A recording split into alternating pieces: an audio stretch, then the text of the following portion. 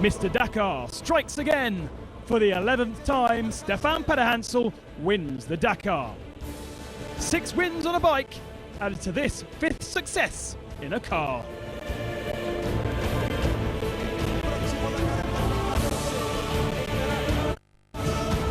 For the team of 110 personnel, a great moment.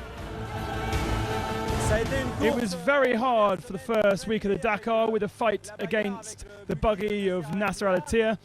It allowed us to have a good advantage over the others, and once he quit, we had a comfortable cushion and we could be a lot cooler for the second half.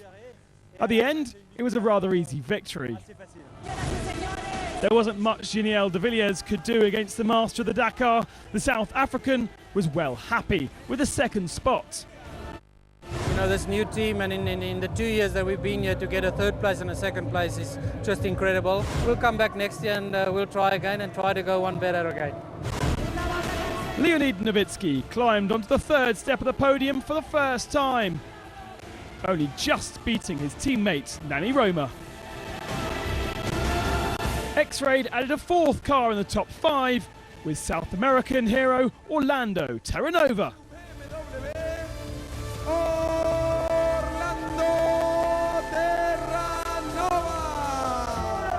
For the 2nd consecutive year, Xavier Foch won the T2 production class in his Toyota. Pederhansel won by 42 minutes over de Villiers. Novitsky and Roma weren't that close in the end, with Terranova snatching that 5th position in his old BMW X3. Carlos Souza took another 6th position. Ronan Chabot the best SMG and rear-wheel drive, ahead of Shishri, Tomas and Alvarez in 10th. Until the rest day, it had been an intense battle for Stefan Pederhansel in the car class. We almost had a perfect race without mistakes, and now at the rest day after 1 week, we have a 3-minute lead over Nasser Al-Attiyah. Second last year, Nani Roma was a clear challenger at the start in Lima, but the dunes of Peru were cruel. One stage he lost over an hour, almost all hopes of victory, digging out his Mini from the dunes.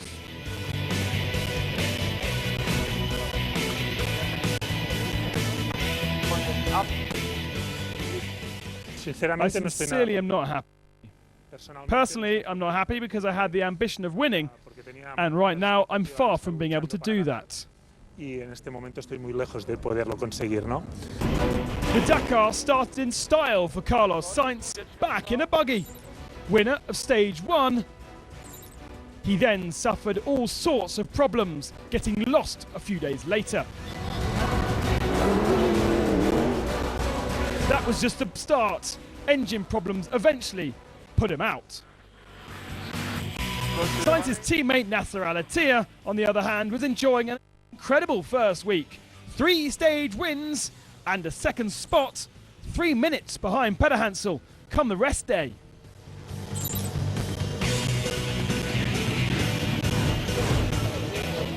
It's fantastic, you know, but okay, I will get my chance. If I can win, I will win.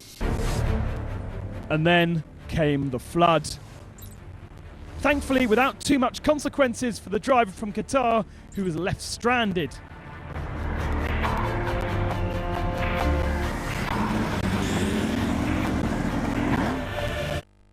Eventually, a day later, his car gave up and he was totally out. Believe me, we come next year very, very strong. Nasser out, that left Giniel de Villiers in 2nd spot. The South African had become a real challenger in his Toyota. We've got to make sure that we keep our nose clean, but we're going to push hard and try and do our best to finish. Water was one of the themes of the Dakar, and Fiambula, the Rio Grande, completely flooded. That was good news for Petter. For us, each kilometre that we don't have to race means less risks. The car is less damaged, so we can't say we're unhappy. So what can we do? It's not our luck this year. So to the final showdown, it was a battle of mini brothers for 3rd spot. Novitsky versus Roma. After dealing with the flood, the Russian finally had the upper hand, but Roma had problems and then was forced to help out Stefan Pederhansel. That meant the Russian would take the third. Calm and consistent, Stefan Pederhansel cruised to his 5th Dakar victory, beating the record of Ari Vatanen. While the Mini was triumphant, Robbie Gordon struggled, stuck in the sand, and then head over heels for the American a few days later.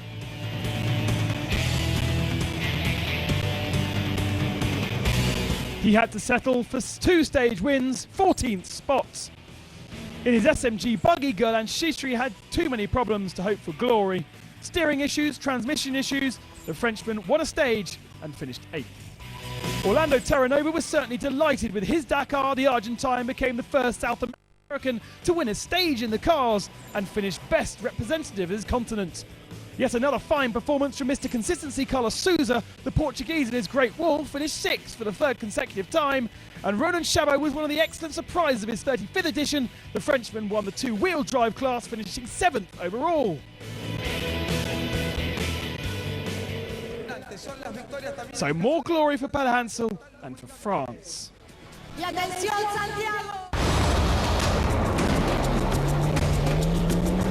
Coming next in the trucks, emotion runs high at the end of 14 days of racing. Kamaz back on top. Out of the 6 women at the start of the Dakar, only 3 managed to finish the race. Laia Sainz was once again the winner in the bike class, finishing 93rd, despite quite a few worries. Camilla Liparati finished her 4th Dakar on the quad. She managed 15th spot, whilst Martha Lucia Marino Plata drove her car to finish in 88th position.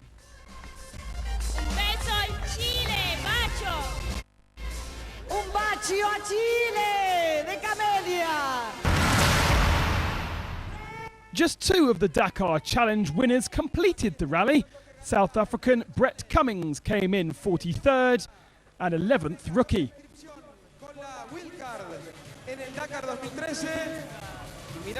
While Jemias Israel ended up 52nd after a 6.5-hour penalty in the middle of week 2. He had been up in the top 10 in the middle of week 1. The best rookies were impressive in their first performances.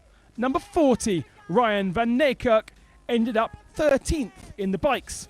That's the number 40 machine on the right-hand side.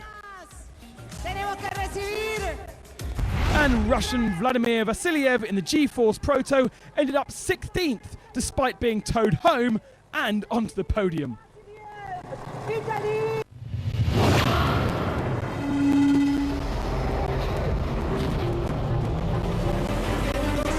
It was an all-blue podium in the truck race. Glory days once again for the Kamaz team.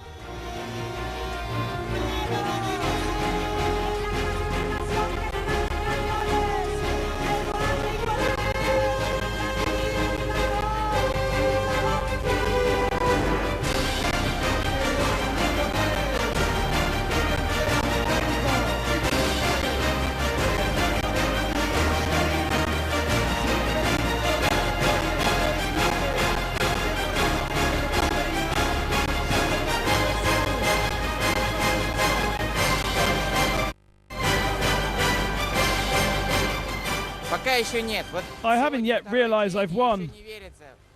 Many people tell me that I've won the Dakar, but I haven't had that feeling yet. It's only the 2nd day, maybe later.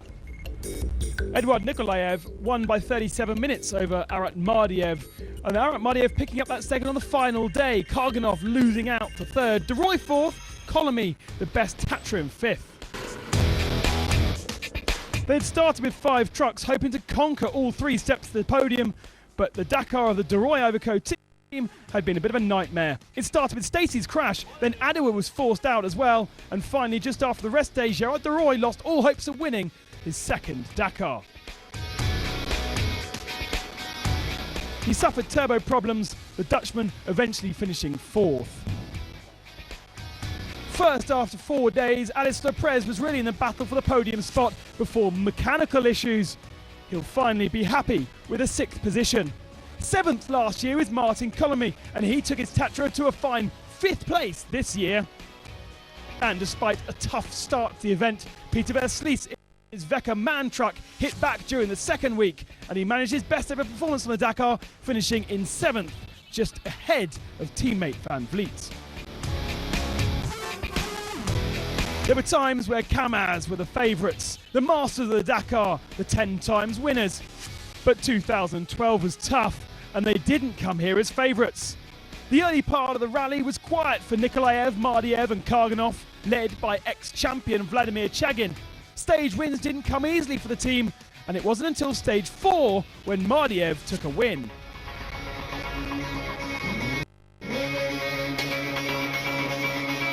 Later on, Karganov pushed hard to take 4 stage wins, but Eduard Nikolaev still had none. Yet, the 29-year-old led from day 9. Karganov finally lost his 2nd position on the final day with a rally with a flat tyre, and Nikolaev stole his 1st ever victory.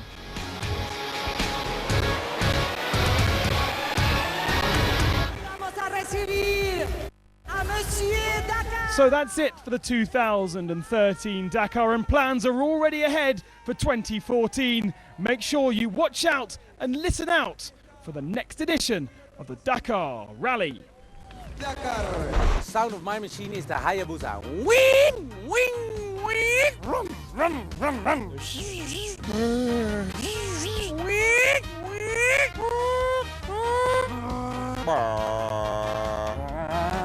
wing.